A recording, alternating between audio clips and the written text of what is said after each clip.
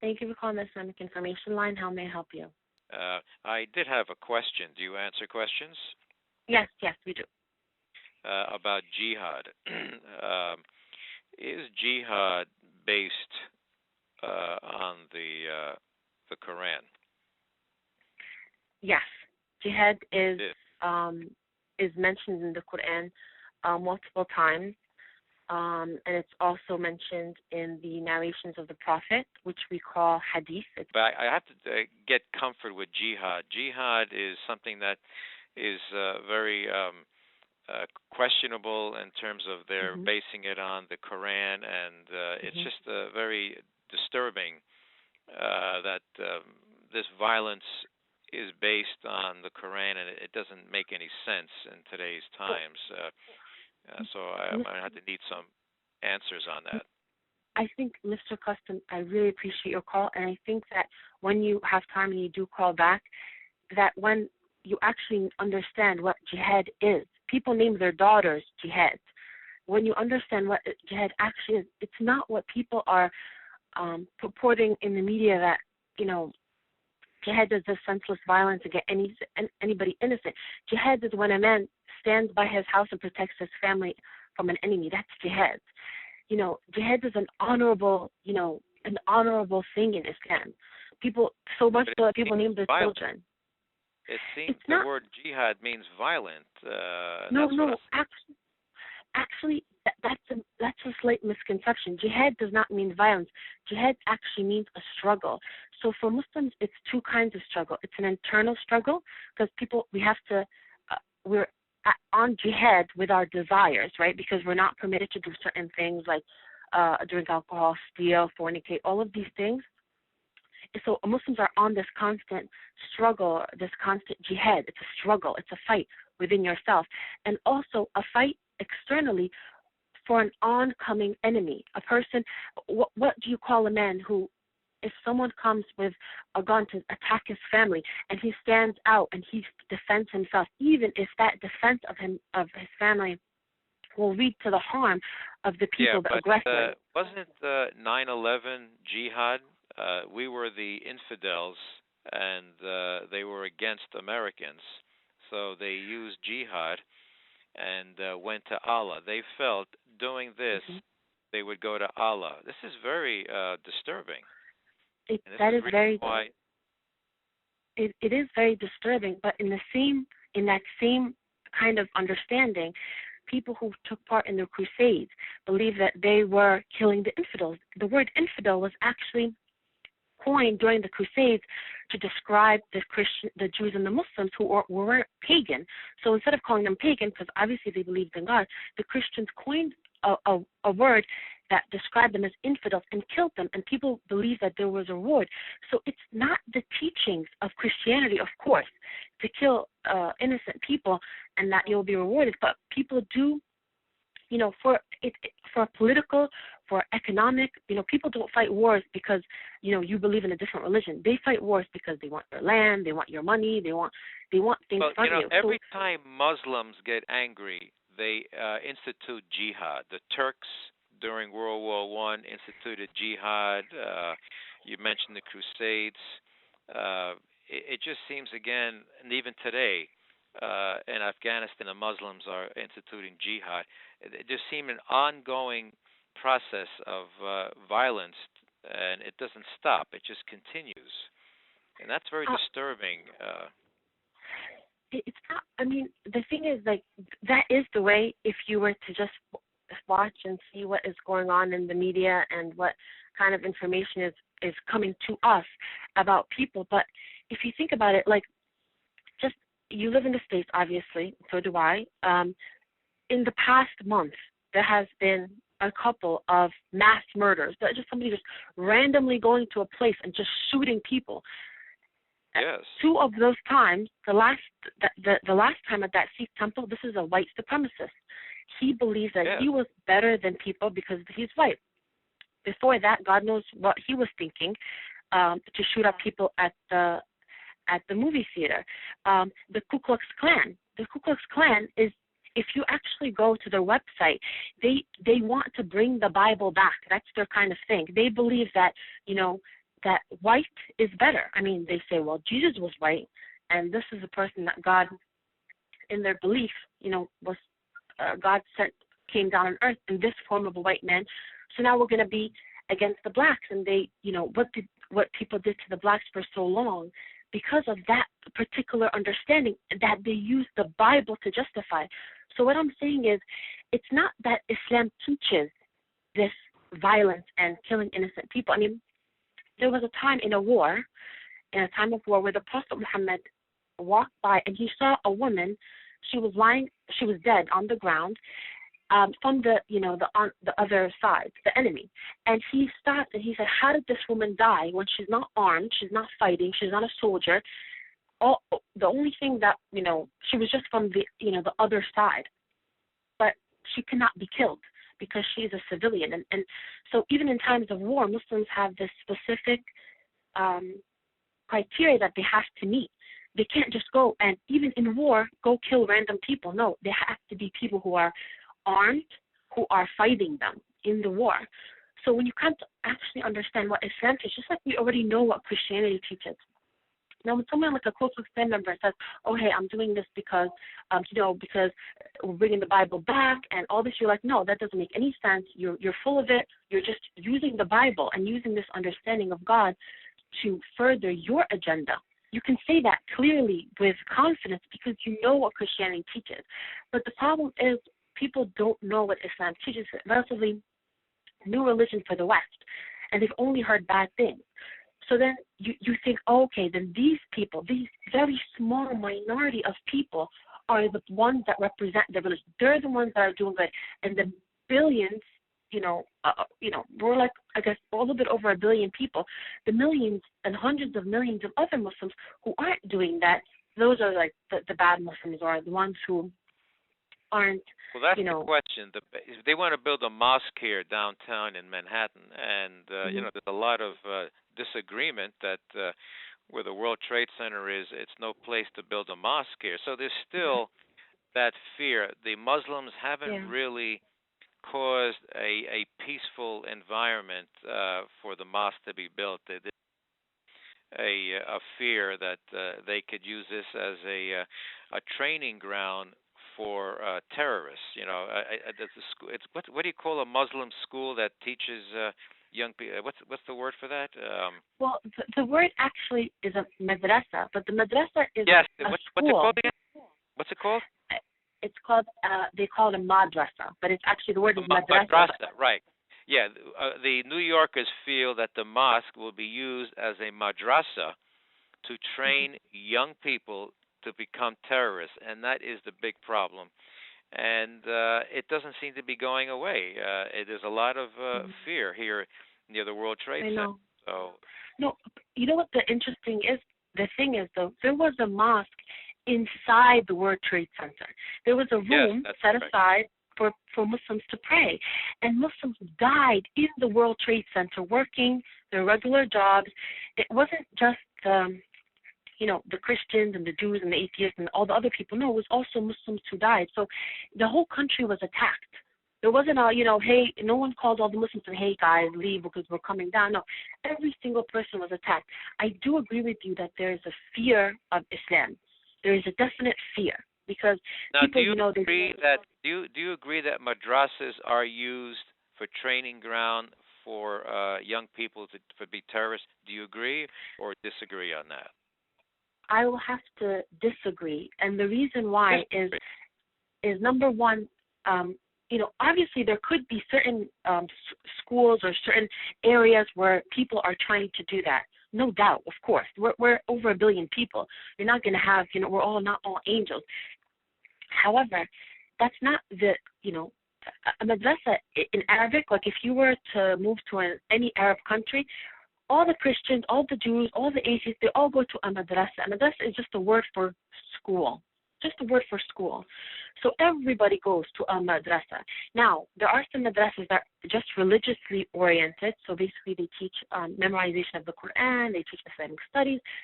Some of these places, people are trying to indoctrinate youth and tell them, these people, these American people that are attacking our country, those people, we want to kill them. Of course, there could be something like that.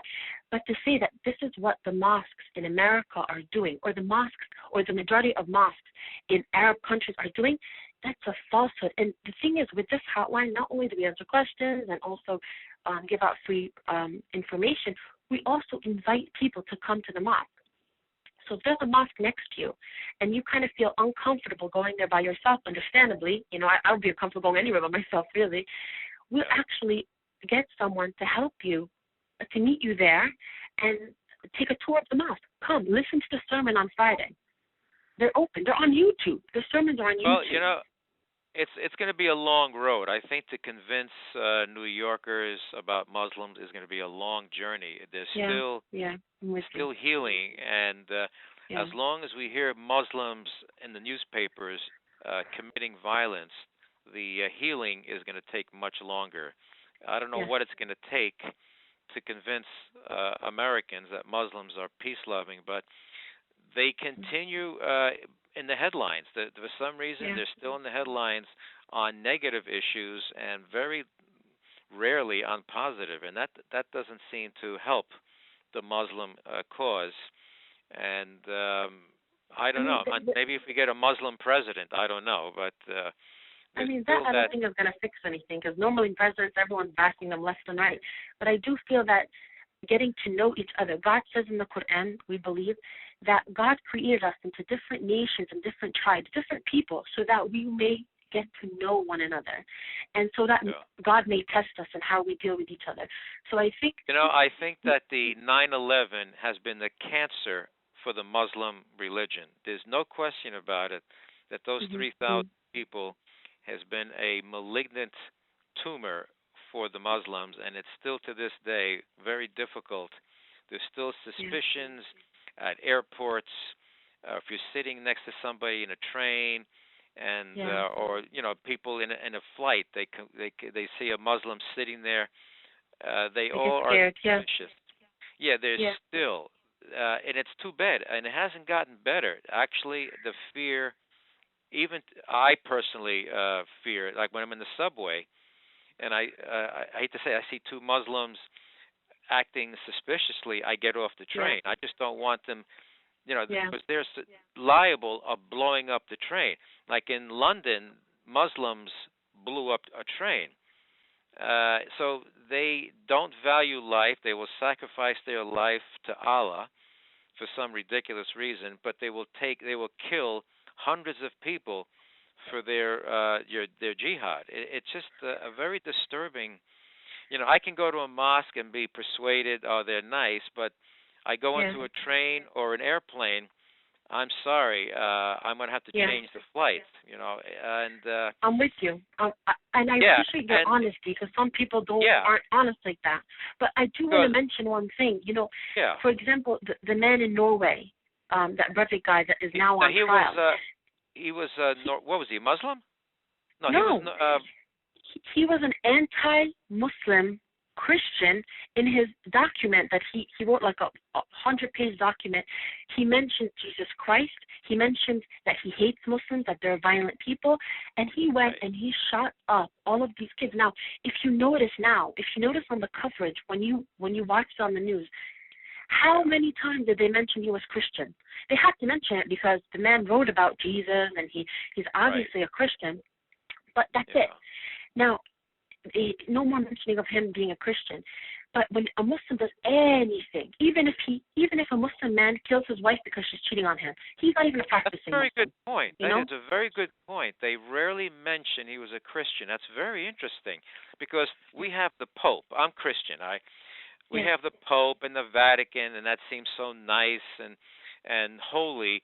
And the Muslims don't have a Vatican. They don't have a Pope, a symbol of peace. They're just they're different. I don't know if it's good to have a Vatican. I mean, the Vatican isn't that great. They're very secretive, and they have their own issues. But that's a very good point. And I don't know why.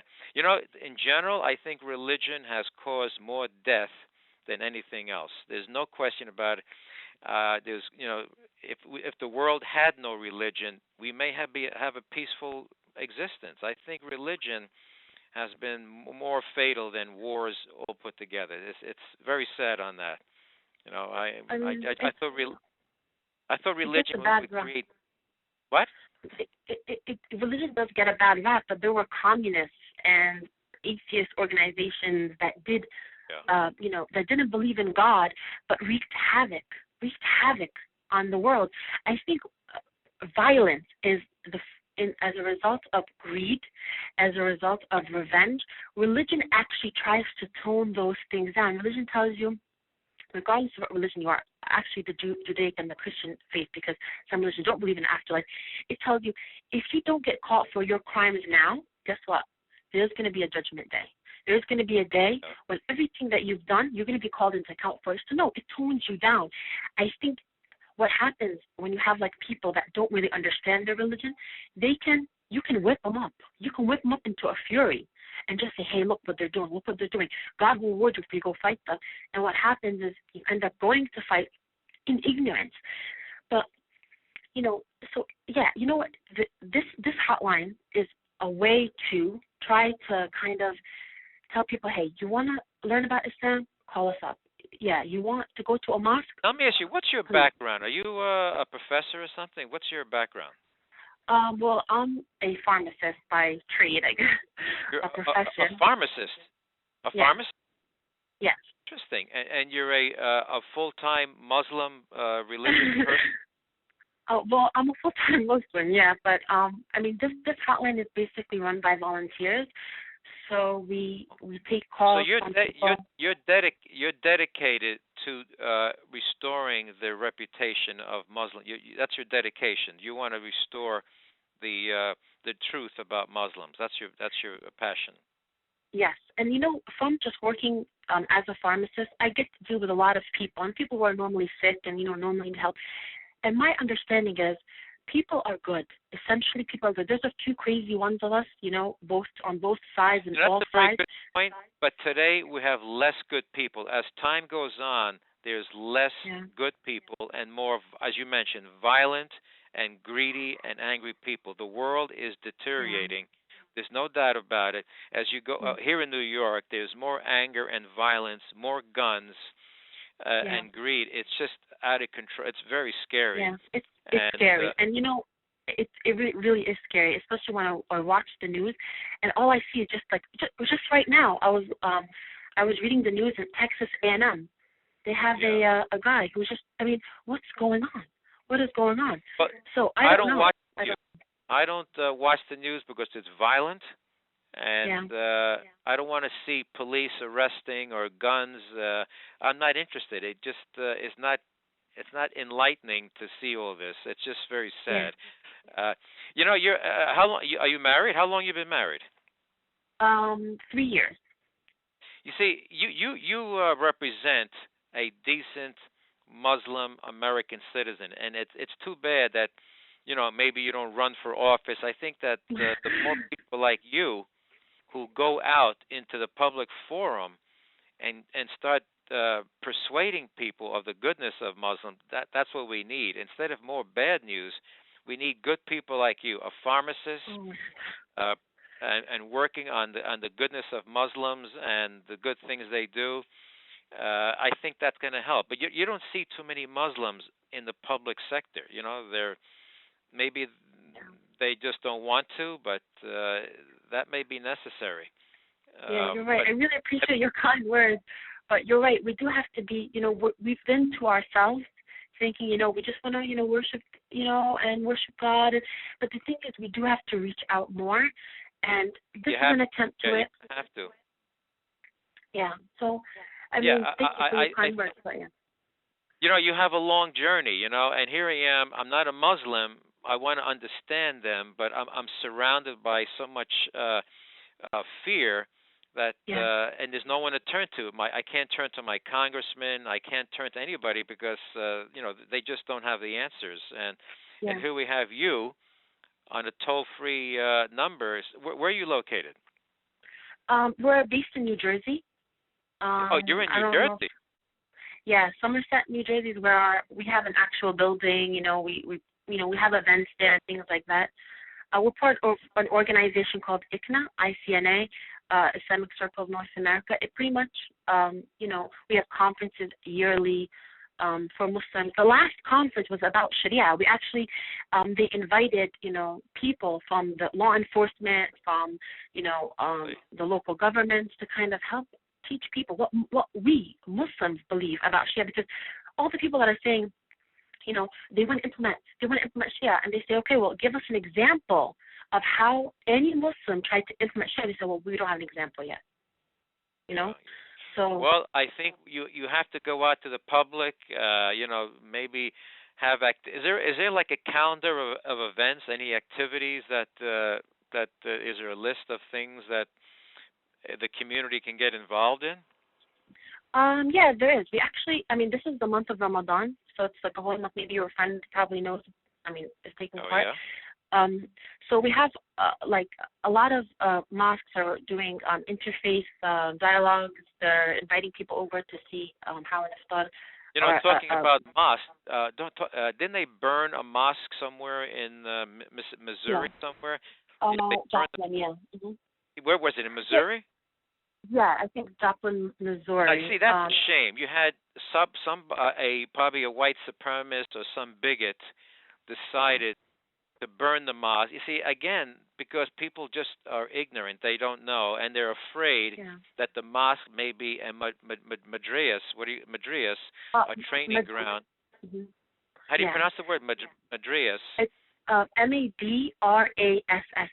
How do you pronounce it? It's in Arabic. It's madrasa, but madrasa. I'm sorry, madrasa. Right. Madrasa, yeah. So they fear having this mosque would be a training center for terrorists. So I'm sure they burned it. They had no idea of the goodwill of the Muslim faith. They just decided, let's just erase it. It's very sad. It is very sad. It is sad. Yeah, but I wish you the. Now, what is your name? Can I ask for you again? If I call and ask for you, is that possible? What are your hours there? Well, normally I am on the hotline between the hours of 4 and 8, most weekdays. But you'll get many different people who pick up the phone. You can always talk to them, and if you want, I can take your email address and I can see if there are any events, and I can just send it to you. I have no one's ever spoken to me like this before. This is very interesting. Oh man, thank you very much. Anyway, I really, really appreciate your call. You're a very open-minded person, and I hope that the information that we send you is helpful. Well, I do thank you very much. It was a pleasure speaking to you, and thank you so much for enlightening me on this religion. And thank you so much for calling. Please call us back anytime. You should receive your pamphlets in the Quran in about 2 to 3 weeks, is what we normally say for preparing and shipping it out. Yeah. Well, thank you so much, and the best of luck to you in your endeavors. I think you're excellent, and you did a fine job in this conversation. I do appreciate it. Thank you, Mr. Kirsten. Thank you very much. Have a good day now. Okay, you too. Thank you. Bye-bye. Bye-bye.